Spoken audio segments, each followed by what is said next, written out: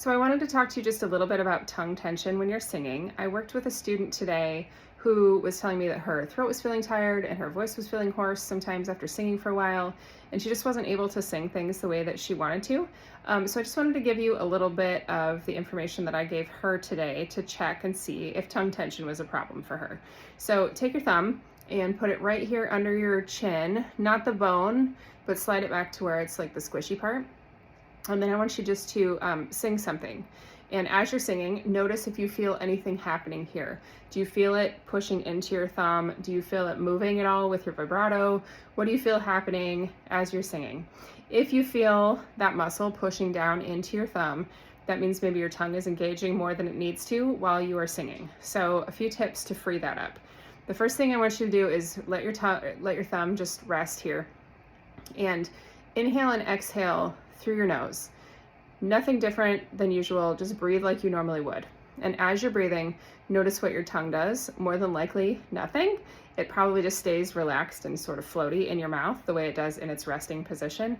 If you feel some tongue tension even when you're breathing, that's something just maybe to be mindful of, that even when you're inhaling and exhaling, that your tongue is tense, either pushing down into your thumb, or maybe it pushes up to the roof of your mouth and you're just holding some tension there. So something to be mindful of. And as you inhale and exhale through your nose, I want you to imagine the path of the breath moving kind of in and up and over and down into your lungs, and then back up and over and out. I know that's technically, it's not going up into your brain, but I want you to just visualize the path of the breath and notice how the tongue can stay free as the breath moves in and out that way. After that, start adding a little bit of breathy sound to your exhale. So let it just feel like a very breathy sigh. Keep your thumb here. Just a super relaxed, breathy sigh. Let a little sound right on top of that breath and see what your tongue does. And as you exhale with the sound connected, does the tongue want to engage when you let that sound happen?